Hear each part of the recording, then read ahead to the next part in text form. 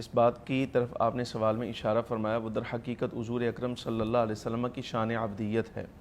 امام الانبیاء صلی اللہ علیہ وسلم کو جب اختیار دیا گیا تھا کہ اے محبوب کریم صلی اللہ علیہ وسلم آپ اپنی نبوت و رسالت کے ساتھ ساتھ شان سرداری یعنی بادشاہوں والی صورتحال چاہتے ہیں یا بندہ خدا والی چاہتے ہیں یعنی بندہ خاص والی، تو حضرت جبریل امین علیہ السلام اس وقت حاضر تھے، موجود تھے۔ فخر عالم صلی اللہ علیہ وسلم نے جس وقت ان سے مشورہ کیا تو انہوں نے عرض کیا یا رسول اللہ صلی اللہ علیہ وسلم شان عبدیت کو اختیار کیجئے، تو فخر عالم صلی اللہ علیہ وسلم نے اللہ رب العالمین جل وعلا کی جناب سے ملنے والی اختیار پر شان عبدیت کو اختیار فرمایا تھا۔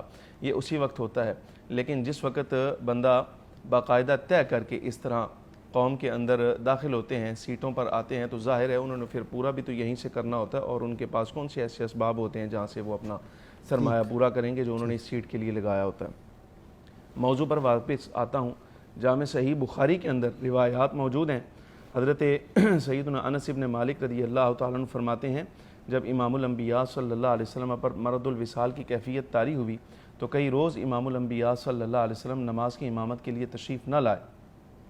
جب آخری روز ہوا، جس روز امام الانبیاء صلی اللہ علیہ وسلم کا وصال ہوا، حضرت مولا علی شیر خدا رضی اللہ تعالیٰ عنہ سے عرض کیا گیا کہ حضور اکرم صلی اللہ علیہ وسلم کی کیفیت اب کیسی ہے؟ تو اس روز کچھ مرض میں افاقہ تھا۔ مولا علی شیر خدا نے فرمایا الحمدللہ آج حضور اکرم صلی اللہ علیہ وسلم صحت اور عافیت کے ساتھ ہیں۔ اور اس روز غالباً نماز ظہر کا وقت تھا جب فخر عالم صلی اللہ علیہ وسلم نے اپنے حجرہ انور کا پردہ ہٹایا۔ حضرت انس بن مالک رضی اللہ تعالیٰ عنہ فرماتے ہیں ہم اس وقت عین نماز کے اندر قیام کے حال میں موجود تھے جب ہم نے اپنے چہرے بائیں جانب پھیرے، صرف پردہ سرکانے سے ہمیں معلوم ہو گیا کہ امام الانبیاء صلی اللہ علیہ وسلم تشریف لے آئے ہیں۔ تو ہم نے جس وقت چہرہ اس طرف کیا تو فخر عالم صلی اللہ علیہ وسلم، یہ اتنی زبردست تشبیہ ہے جو حضرت انس بن مالک نے دی، فرماتے ایسے لگتا تھا جیسے قرآن عزیز مصحف شریف کھل کر ہمارے سامنے آ گیا ہے۔ واہ واہ واہ، فرماتے یہ کیفیت تھی، لیکن اور ہمیں یہ ہوا حال یہ ہو گیا سرکار کی زیارت کر کے قریب تھا کہ ہم نمازوں کو توڑ کر امام الانبیاء صلی اللہ علیہ وسلم کی جناب میں اس حاضر ہو لیے جائے۔ کہ شیخ اکبر نے جو فرمایا تھا نا، قرآن کی جو ہے جسمانی صورت کا نام محمد صلی اللہ علیہ وسلم۔ میں تبرانی کی ایک روایت ضرور عرض کرنا چاہوں گا اس مقام پر۔ امام تبرانی رحمۃ اللہ تعالیٰ علیہ روایت کرتے ہیں فخر عالم صلی اللہ علیہ وسلم جب بیمار ہوئے ہیں تو حضرت سیدہ خاتون جنت فاطمۃ الزہرا رضی اللہ تعالیٰ عنہا آپ بھی تیمارداری پر مامور تھیں۔ تو ایک روز ایسا ہوا امام الانبیاء صلی اللہ علیہ وسلم آپ آرام فرما ہیں تو حضرت ملک الموت علیہ السلام حاضر ہوئے۔ جب دستک دی السلام علیک یا اہل بیت النبوہ و معدن الرسالہ، اے رسول گرامی صلی اللہ علیہ وسلم کے گھر والو، اے رسالت میں آپ صلی اللہ علیہ وسلم کے خاندان والو، تم پر سلام ہو۔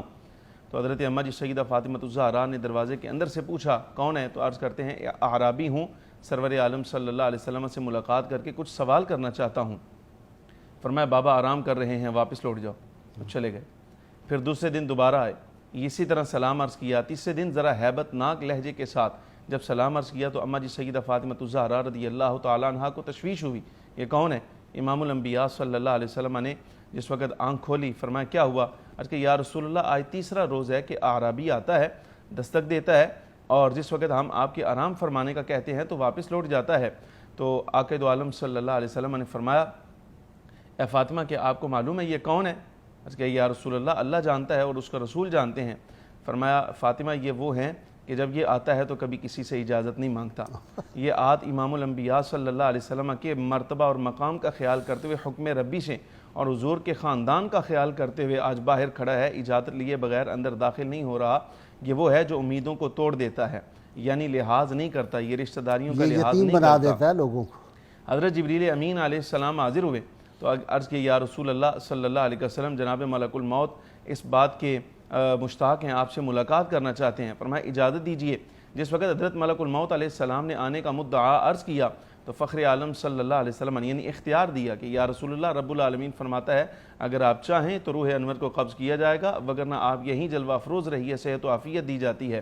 اس پر حضور اکرم صلی اللہ علیہ وسلم نے حضرت جبریل امین علیہ السلام کی طرف دیکھا تو جبریل امین علیہ السلام عرض کرتے ہیں یا رسول اللہ رب العالمین ملاقات کا مشتاق ہے، رب العالمین ملاقات کا مشتاق ہے، رب تعالیٰ جل وعلا آج ملاقات کا مشتاق ہے، تو آپ تشریف لے چلیے۔ اس پر حضور اکرم صلی اللہ علیہ وسلم نے اجازت عطا فرمائی تو حضرت ملک الموت علیہ السلام نے ہزاروں ملائکہ کرام علیہم السلام کی موجودگی میں امام الانبیاء صلی اللہ علیہ وسلم کی روح پاک کو قبض فرمایا۔ لیکن ایک مسئلہ میں یہاں ضرور عرض کرنا چاہوں گا، بد عقیدہ ہے وہ شخص جو فخر عالم نور مجسم صلی اللہ علیہ وسلم کے وصال کی کیفیت کو سمجھتا نہیں ہے۔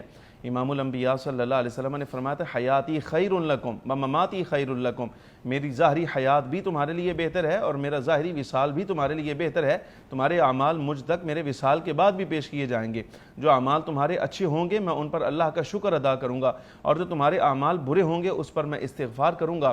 میں یہ عرض کروں گا امام حیات راضی النبی کی یہ بہت بڑی دلیل ہے، جی یہ جو آپ فرما رہے ہیں یہ حیات النبی کی دلیل ہے۔ جی اور پھر اسرائیل علیہ السلام جو تھے ان کے ذہن میں تو وہ بھی تھا نا جو موسیٰ علیہ السلام نے کیا تھا، جی بالکل، وہ جو سلیقہ سکھایا تھا بار نبی کے آداب کا، وہ بھی تھا۔ اچھا جی، سیدہ فاطمہ سلام اللہ علیہ مسکرائی، پہلے روئیں، آپ دیدہ ہو گئی، اشکبار ہو گئی، پھر مسکرائی، وہ بھی تو ہے نا؟ جی وہ واقعہ بھی میں عرض کرتا ہوں، لیکن یہاں جو بات میں عرض کرنے لگا تھا وہ یہ کہ بعض ہمارے ائمہ کرام نے، امام راضی رحمۃ اللہ تعالیٰ علیہ آپ فرماتے ہیں حضور اکرم صلی اللہ علیہ وسلم کی روح انور کو جب قبض کیا گیا تو پاؤں کی طرف سے روح مبارک جو ہے وہ نکالنا شروع کی گئی۔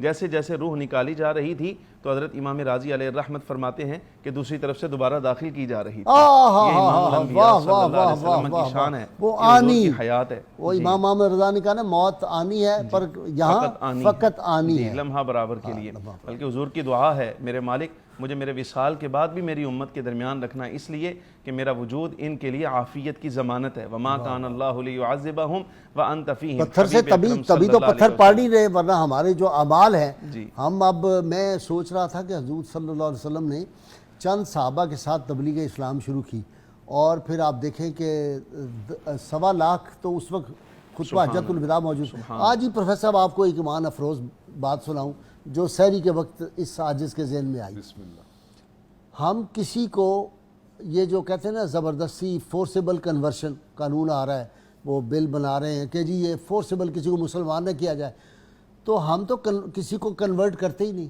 بے شک ایسے ہی۔ میں نے تو وہ جو امریکن سکالر ہے اسے کہا تھا آپ کنورٹ نہیں، آپ تو ریورٹ ہیں۔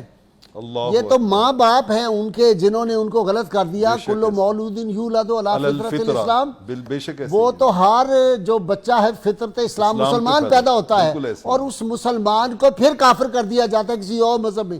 تو ہم تو صبح کے بھولے ہوئے کو گھر واپس لاتے ہیں، وہ مسلمان ہوتا ہے۔ سبحان اللہ، ہم کسی کو سبحان اللہ، کافر کو مسلمان نہیں کرتے، ہم مسلمان کو واپس اس کے گھر لاتے ہیں۔